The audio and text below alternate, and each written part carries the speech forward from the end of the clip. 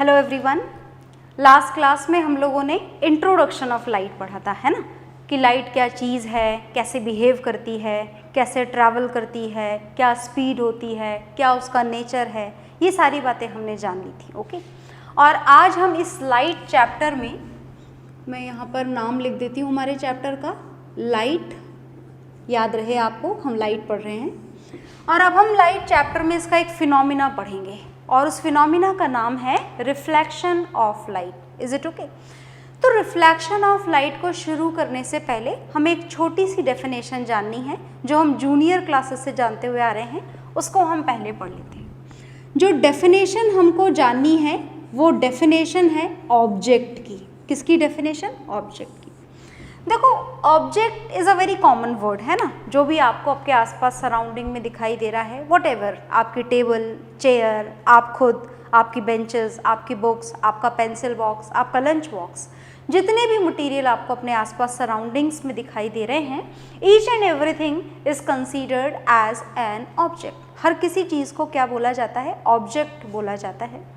और हम यहाँ फिजिक्स में ऑब्जेक्ट की डेफिनेशन कुछ लाइट के हिसाब से लिखना चाहते हैं।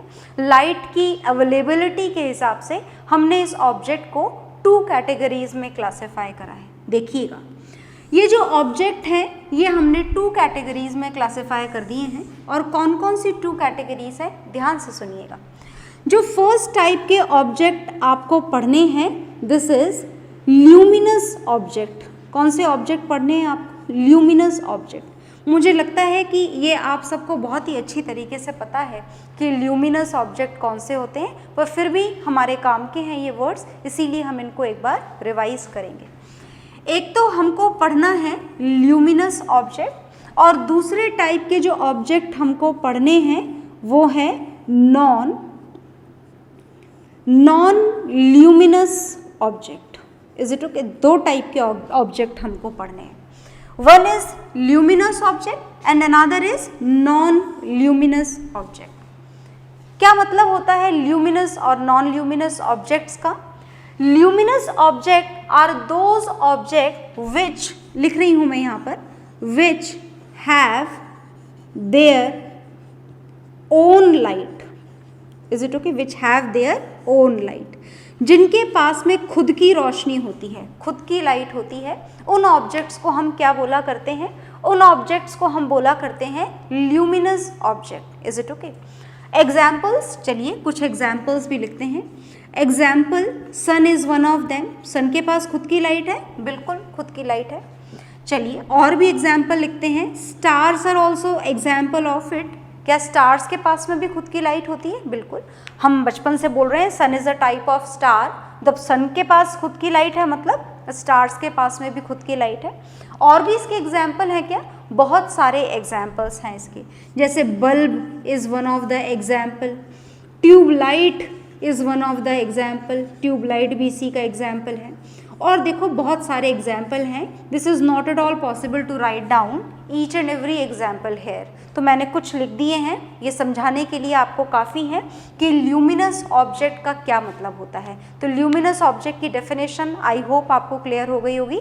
Those object which have their own light are known as luminous object. And now we are going to know about the non-luminous object. Okay? तो non-luminous object देखिएगा, non-luminous object are those which don't have their own light. जिनके पास में खुद की light नहीं होती है, which don't have their own light, okay, are known as non-luminous object. अच्छा देखिए, सुनिए ध्यान से, नॉन ल्यूमिनस ऑब्जेक्ट के पास में खुद की लाइट नहीं होती है, ये तो बिल्कुल परफेक्टली क्लियर हो चुका होगा आपको। पर एक बात और आपको जाननी है कि इनके पास खुद की लाइट तो नहीं होती है, but they can reflect the light which falls on them. जो लाइट इनके ऊपर फॉल होती है नॉन ल्यूमिनस ऑब्जेक्ट के ऊपर, वो इनसे टकरा करके वापस रिफ्लेक्ट होकर आपके पास तक पहुंच सकती है। ओके, तो हम इसके एग्जाम्पल देखते हैं। एग्जाम्पल देखिएगा, एग्जाम्पल है इसका मून। क्या मून के पास खुद की लाइट नहीं होती? नहीं होती। फिर दिखता क्यों है इतना चमकता हुआ? Because it reflects the light of sun.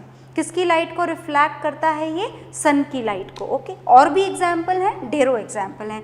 Table is an example of non luminous object, even chair is an example of non luminous object and a lot of more examples are there. ढेरों example हैं, हमने कुछ यहाँ पर लिख दिए हैं। तो आई होप आपको object, luminous object and non luminous object clear हो गए होंगे। तो मैं रफ कर देती हूँ उसको यहाँ से।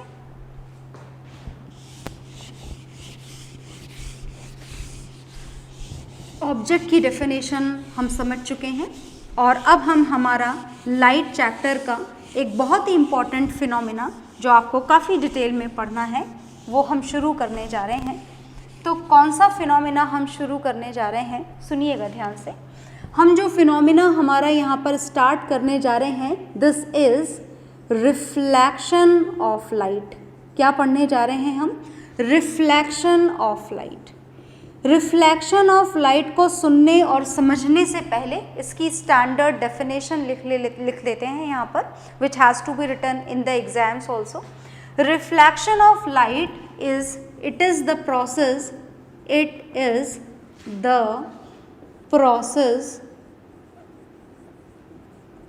कौन सा प्रोसेस है ये?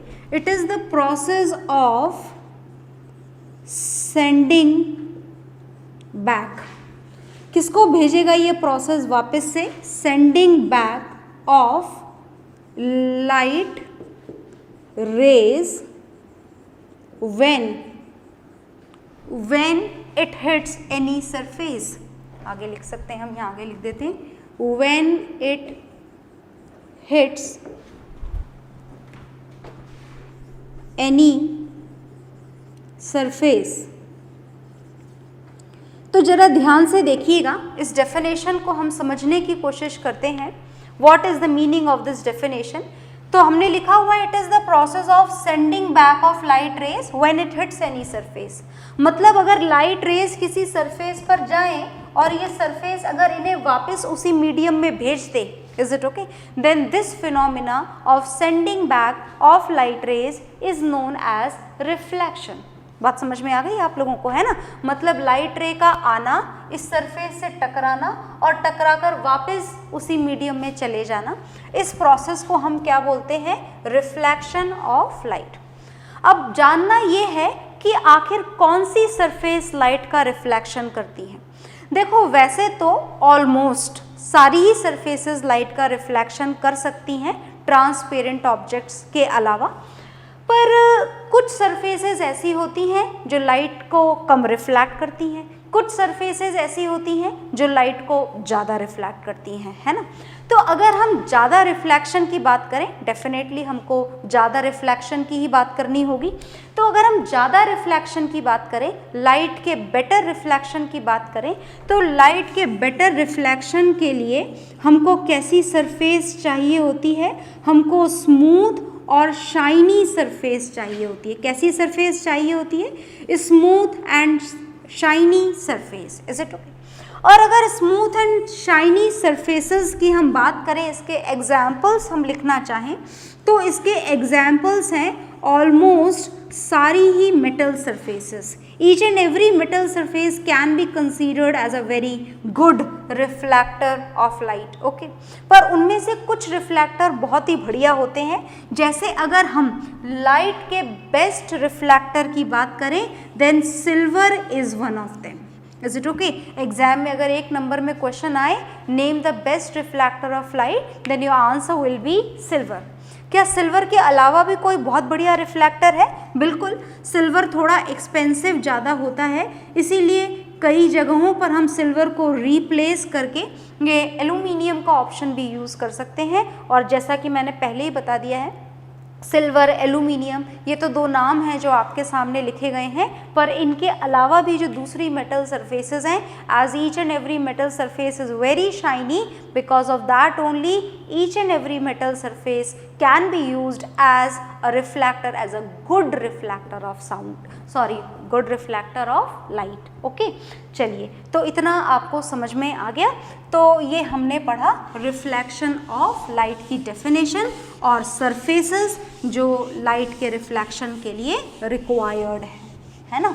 तो हम यहाँ से हटा देते हैं इसको डेफिनेशन को, और अब जो हमको पढ़ना है लाइट का रिफ्लेक्शन ही पढ़ना है। अब तो हमको काफ़ी लंबा चलेगा ये टॉपिक, और फिलहाल जो हम यहाँ पर लाइट का रिफ्लेक्शन करवाने जा रहे हैं वो हम करवाने जा रहे हैं प्लेन मिरर से।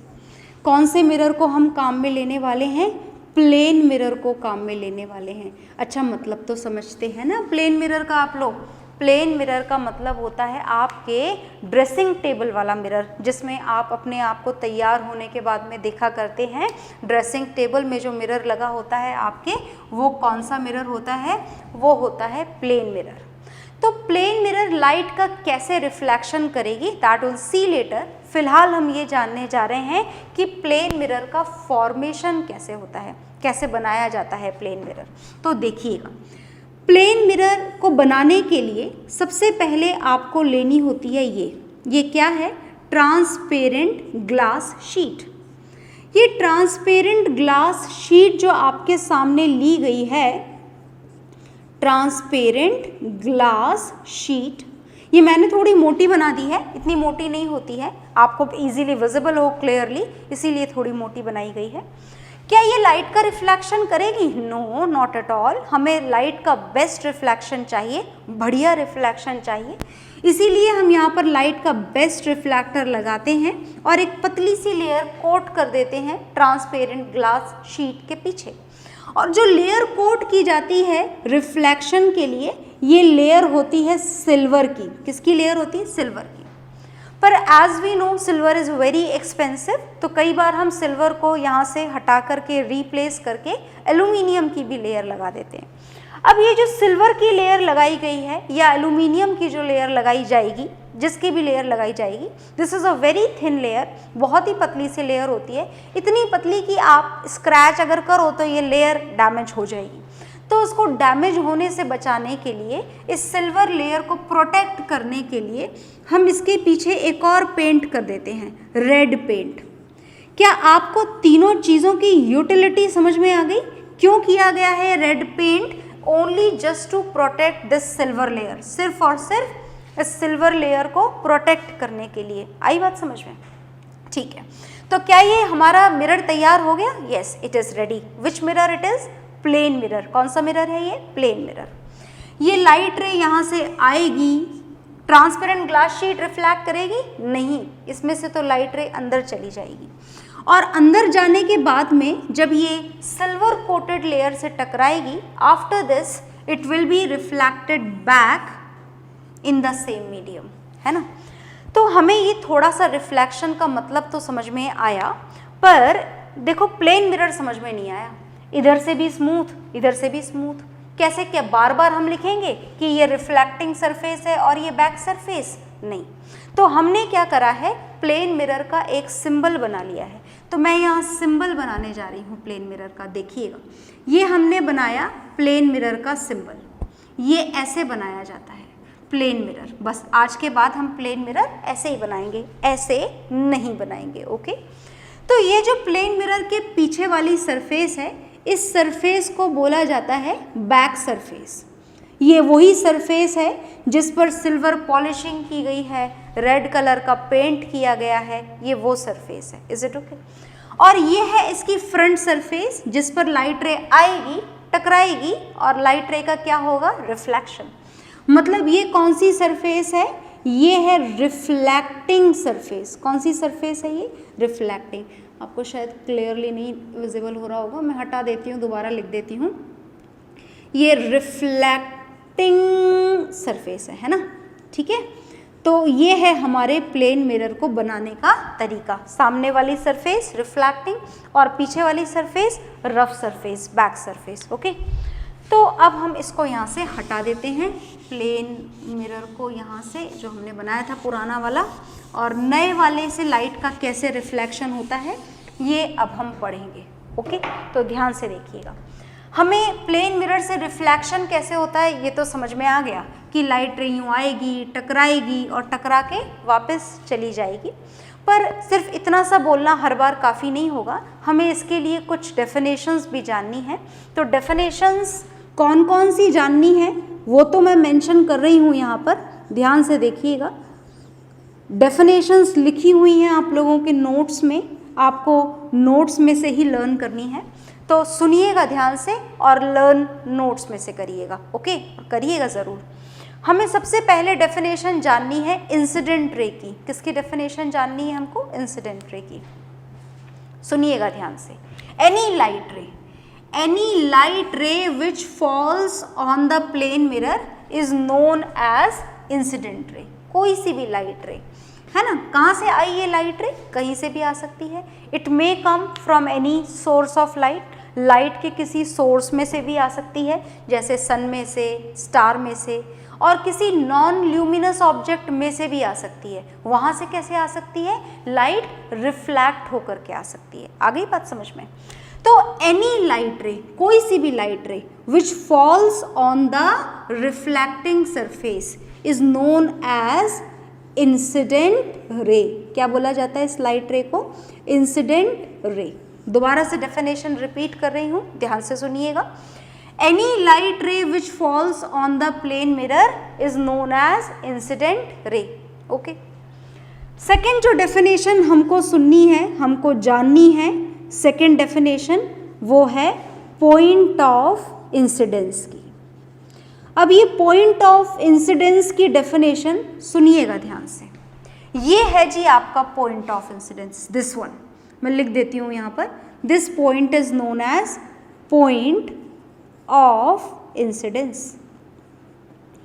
तो क्या डेफिनेशन क्या है पॉइंट? ये तो पता लग गया ये पॉइंट ऑफ इंसिडेंस है, पर डेफिनेशन क्या है पॉइंट ऑफ इंसिडेंस की? This point on the reflecting surface where incident ray falls. जिस पॉइंट पर इंसिडेंट रे टकराती है उस पॉइंट को हम क्या बोलते हैं? Point of incidence. क्या बोला करते हैं इस पॉइंट को हम? Point of incidence. Is it okay? Third definition सुनिएगा ध्यान से। थर्ड डेफिनेशन हमको पढ़नी है रिफ्लैक्टेड रे की डेफिनेशन। किसकी डेफिनेशन पढ़नी है हमको? रिफ्लैक्टेड रे। क्या है रिफ्लैक्टेड रे की डेफिनेशन? सुनिएगा। After striking to this surface a light ray will be send back in the same medium and this light ray, जो किसने वापस भेजी है? मिरर ने, okay. This light ray is known as reflected ray. इस light रे को क्या बोला जाता है? इस लाइट रे को बोला जाता है रिफ्लैक्टेड रे, ओके। फोर्थ डेफिनेशन सुनिएगा, आपको किसकी जाननी है? थोड़ी इंपॉर्टेंट है। And this definition is of normal. Normal की डेफिनेशन जाननी है हमको। नॉर्मल क्या होता है? सुनिएगा ध्यान से। नॉर्मल की डेफिनेशन पहले सुनेंगे फिर वहाँ ड्रॉ करेंगे। Normal is a line which makes an angle of 90 degree with the reflecting surface. तो ये आपकी रिफ्लैक्टिंग सरफेस है और इस रिफ्लैक्टिंग सरफेस पर आप कितनी भी लाइन बना दीजिए 90 डिग्री के एंगल पर, वो क्या हो जाएंगी? सारी नॉर्मल। जैसे मैं फिलहाल एक ही बनाऊंगी, ये हमने बना दिया नॉर्मल। देखिएगा, it makes an angle of 90 degree with the reflecting surface. तो ये जो लाइन है इसको हम क्या नाम देंगे?